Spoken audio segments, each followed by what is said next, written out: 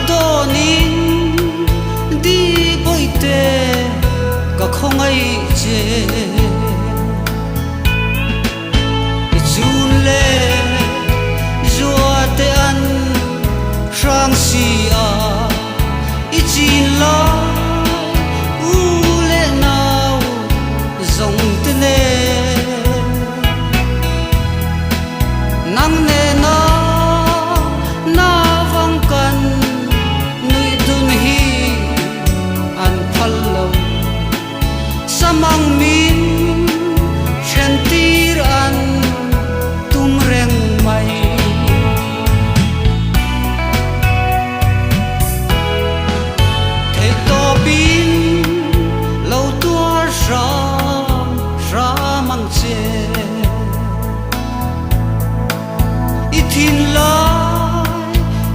thính ang ging lâu se athona ituar hi ka phal the don leine ka thai chang turatan ka du che chun le te an sang si a ichin la u le nau zong te ne nang ne na vang kan nui dun hi an phal lo samang min chen tir an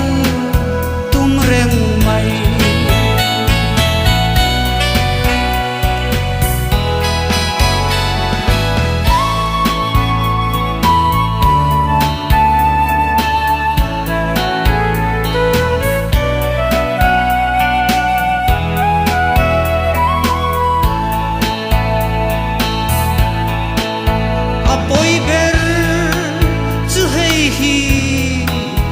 ani e du luat va che hian e ka di boite om dan to ka lo thiam zo chin lo ani e min ngai dam lom da min shil